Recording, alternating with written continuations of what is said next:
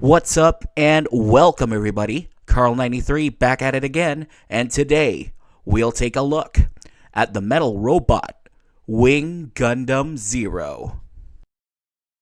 I'm assuming at this point this Gundam needs no introductions, but for the heck of it, the Wing Gundam Zero is the mid-season upgrade from Gundam Wing, the series that brought the Gundam boom in the North Americas. Zero is piloted by our main character, Hiro Yui, the quiet, short shorts wearing suicide enthusiast that's an expert in bad introductions.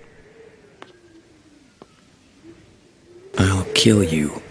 Say what you will about the show itself, and it's a pretty rough rewatch. I am right over here, so come and kill me! But one thing is for certain, Wing's Gundam designs are timeless. First look at the figure, and wow! The Tamashii team did a bang-up job of recreating how the Wing Zero looks in a 6-inch scale. The proportions are pretty much perfect, taking that angular 90s design that stuck for way too long and refining it in a way that's both refreshing and nostalgic. The Wing Zero has the conventional lead Gundam colors, along with hints of gray and a generous amount of markings for color separation. The figure also follows the metal robot design philosophy of taking an established design and giving it a touch of stylization, although it isn't as obvious.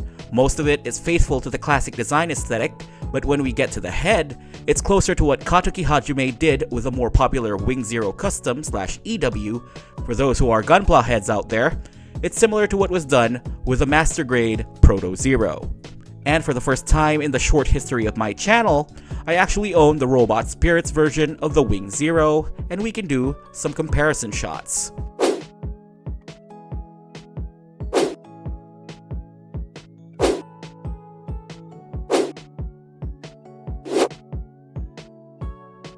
Moving on to articulation, head is on a ball joint and can look up very far and look a little bit down. Neck can do a bit of a forward motion. The shoulders are independently movable. There's a bicep cut. Shoulders are on universal joints. Elbows are double jointed. There's a bit of a butterfly extension. There's a waist swivel, a small ab crunch, a bit of an upper body tilt. Skirts are on ball joints. There's a thigh cut. Legs are on universal joints. Double bend at the knees. The ankles are on a ball joint. And there's a toe bend. The wings can go up and down and twist in and out. And finally, the point where the wings connect to the backpack can go in and out. Articulation of the Wing Zero is good. The skirts do tend to pop off here and there, but one of the best things about this figure is that the joints handle really smoothly. Nothing too tight, nor too loose. Before moving on to the accessory proper, let's go through a few gimmicks. I removed Zero's head to easily show it off on camera. You can flip the collars open to reveal the machine cannons. You can also flip these lower chest parts to reveal some nicely detailed golden vents. Finally, when you open up these white parts, you get access to the beam saber handles stowed in Zero shoulder pads. As for accessories, of course you get some easily swappable extra hands. You also get Zero's signature shield, which can extend and easily attach to the figure's forearms. Wing Zero is meant to go airborne, and you can attach it to the included display base. And finally, one of the most iconic weapons ever in Gundam, we have the twin Buster Rifles. And what better way to show this off than with Wing Zero, arms up, wings open, on top of my rotating turntable, doing the rolling Buster Rifle. Is there any attack more iconic for the Wing Zero? The answer is a quick yes, because there is one more attack that's even more iconic, and that's the Wing Zero staring down the double barrels, ready to complete the mission. Now, it wouldn't be the Wing without its Neobird mode, and let's quickly get to transformation.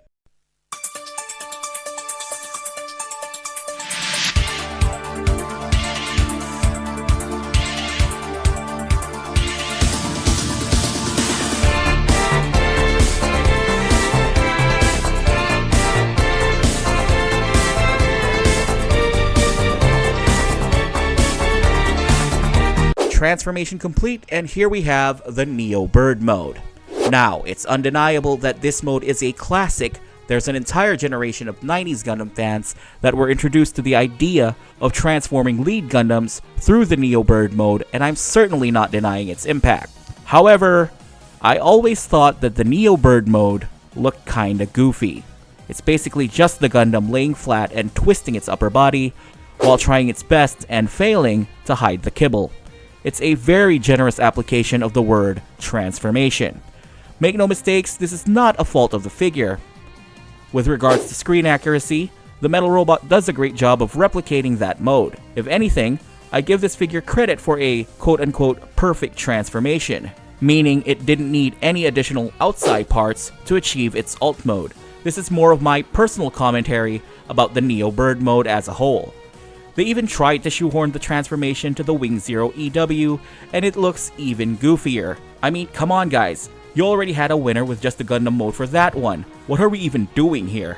Anyway, here's Neobird Wing Zero next to Legend Scale Starscream. And through the power of editing, here's the Wing Zero back to its Gundam mode, ready for some size comparison. Here's the Wing Zero next to its cross-race compatriots, the metal robot Lupus Rex, the metal robot 00 Riser, the metal robot Strike Freedom, and you know what, let's keep going. Here it is next to the man himself, Amuro and the metal robot Hainu Gundam, next to some of Zero's mid-90s buddies, the Robot Spirits Gundam XX, the Robot Spirits Burning Gundam, and finally, next to the Robot Spirits Gundam Epion. And yes, I will be taking a look at the metal robot Epion that's set to release later this year. Now, it's worth pointing out that the metal robot Wing Zero is noticeably bigger than Gundams it shouldn't be during that quick blitz. The mid-90s Gundams, meaning most of the Gundams from G, X, and Wing, are supposed to be on the smaller side, not F91 or Victory small, but smaller than the base 18 meters that we're used to. Zero should be smaller than the 00 Riser and Strike Freedom if we're going by the conventional 1:144 scale. The metal robot Wing Gundam Zero is a love letter to a timeless design. The quality of build is top-notch. The accessories feel essential. And if nothing else, it's just a really good-looking figure. The less than stellar alt mode and a few gimmicks that could use a bit of refinement aren't enough to take away from the overall experience. And that concludes the final Gundam Metal Robot release of 2021. And it's a toss-up between the Wing Zero and the Lupus on which metal robot is the best of the previous year. Honestly, you could ask me right now and I could give the W to the Lupus above the Wing Zero, and you could ask me later in the day and I would say the Wing Zero is the better release of 2021. Both of them are really, really good. These are the two top releases of Metal Robot 2021. More reviews to come for 2022.